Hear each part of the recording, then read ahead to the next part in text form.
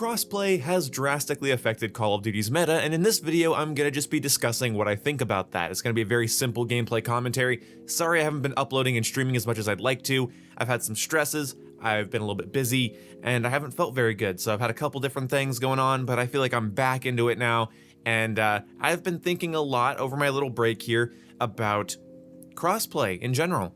Crossplay drastically changes the Call of Duty experience. It just does. You can't avoid the fact that it does. Now, when it comes to PlayStation versus Xbox, I feel like that's very, very balanced. Most players are going to be playing anywhere from 60 to 120 frames per second. They both have controllers with 2 analog sticks, and unless they buy either an additional controller with special, bonuses, or, they buy a paddle connector, they don't have back paddles, but they can get them easily. They have roughly the same audio quality, roughly the same visual quality. It's not a big deal. Like, everything between PlayStation 5, Series X, Xbox One, PS4, it's all negligible. Who gives a shit? A lot of the big changes come in when PC is introduced. Now, I have been playing Modern Warfare and Black Ops Cold War on both console and PC, alright? I spent the entirety of Modern Warfare's main lifecycle on console, then bought it on PC after it was over because I wanted a way to re-experience it and, breathe new life into it, and it really was a re-experience. And in Cold War, although the console version does have an FOV slider, the console version and the PC version are very, very different. Now, recently I made a video talking about how everything truly comes down to skill, mastery, confidence, and the ability to adjust your playstyle according to your input method. I won't reiterate that video here, so just know that I do believe that when it comes to controller versus mouse and keyboard, PC versus console, what matters is the skill level between the two players. That being said, PC players have created some interesting imbalances in the Call of Duty formula, and even though yes, you can turn crossplay off, there's a really big downside to turning it off. One, you get really, really long matchmaking times in comparison, at least I do. And if you're on console, you lose access to playing with the opposite console, so Xbox players don't play with PlayStation players and vice versa when they turn off crossplay. Console players, at the end of the day, should want to play with the other console. It's just going to make matchmaking times and connection quality better, and you don't have drastic imbalances. The problem is Call of Duty does not have input-based matchmaking like Halo, the MCC, does. So you can't say, I only want to play with controller users. You have to play strictly with everybody, and that includes all of their input device preferences. Call of Duty definitely needs an input-based matchmaking system, but I'm not sure how that's going to work. I think what would really happen there is PC players would suddenly not have a suitable amount of players to play with. It would be a massive downgrade in their ability to find a match because most people would say, I only want to play with controller if they're on controller. And there are a lot of misinformed PC players that think that the aim assist on a controller is essentially auto-aim, aim lock-on that just wins gunfights for you. Whereas it's not that simple. There's a lot of nuance to how aim assist works in Call of Duty. Range of engagement and player movement really come into play when it comes to how aim assist is working or isn't. But either way, a lot of those PC players are going to just switch to only play against mouse and keyboard players, but they're going to be sorely sad when they just end up not matching with anybody and it takes a minute to find a TDM game because you have the people that are only playing with controller, people that are only playing with keyboard, people that are playing with both, and then the people that have crossplay off entirely. Like, this is going to be such an overly compartmentalized player base where everybody's in their own segregated group, and it's going to be so hard to find matches, especially outside the life cycle of the game. My prediction is that once the novelty of crossplay wears off for the Call of Duty fanbase, it'll just be the norm to turn it off the moment the next game comes out. From what I understand, PC gaming's growing pretty well, and so in a handful of years, I don't think anybody on console is going to want to play against PC players, and I don't think PC players that are really aim assist sensitive are going to want to play against console players. So turning off crossplay might just be the norm later down the line, and Activision's going to have to prepare for that, because as a community, we can just sort of have it be an unofficial rule to toggle that shit off. The problem is, toggling it on basically quadruples your ability to get into a match. But I think in the future, people would much rather have a fair, balanced game that doesn't frustrate them as much compared to just finding games quicker. There are advantages to each input method, and they really do shine depending on what weapon and playstyle you're doing. So I would say controllers have a little bit of an advantage over PC players in close range engagements that are one-on-one.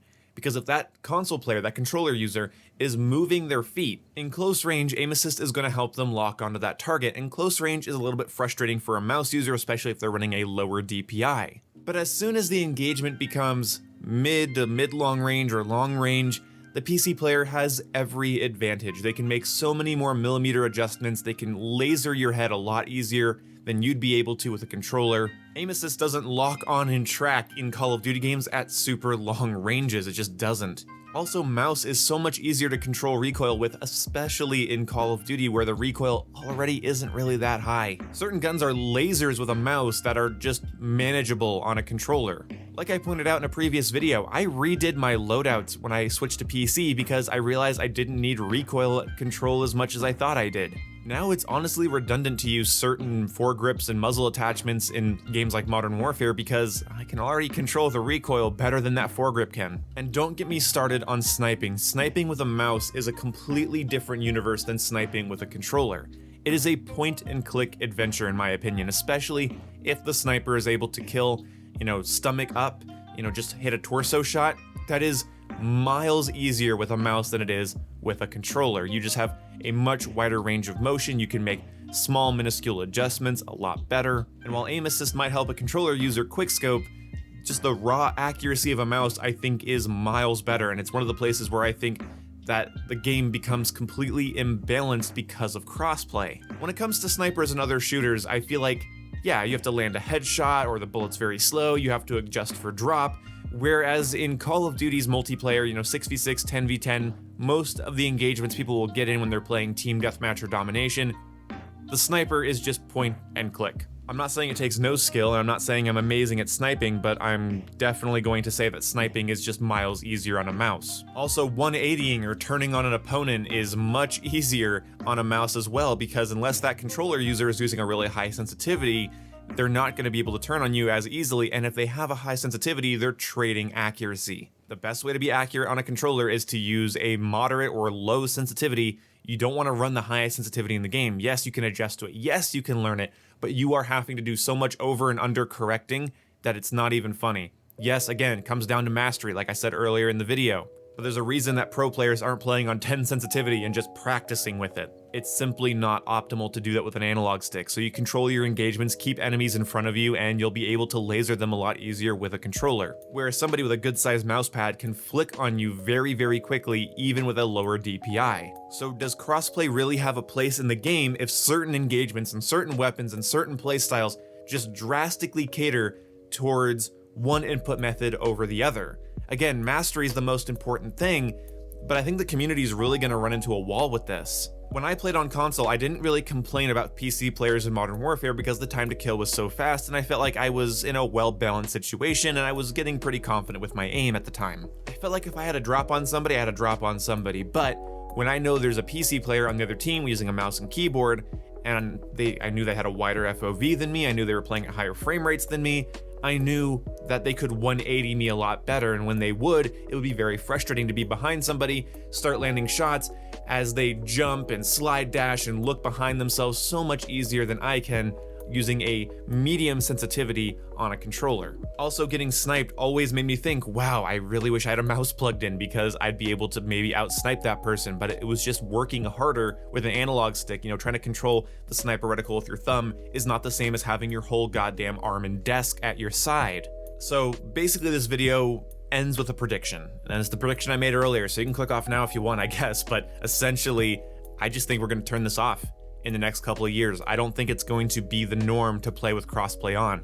I think people will want to have more balanced engagements, and I think if we introduce input-based matchmaking, we're going to have a very separated, compartmentalized player base that doesn't really interact with each other as much, and matchmaking times are going to be much, much higher. Because at the end of the day, telling people that their mastery matters more than their input method sounds an awful lot like saying get good when somebody has a pretty valid complaint about the discrepancies between a mouse and keyboard and a controller. So even though I agree with it, I'm not going to tell my friends when they're tired of getting clicked on by me in a private match that they should just get better at the game while I have such a goddamn advantage with my mouse. Anyway, thank you guys so much for watching. I'll see you when I see you. Goodbye.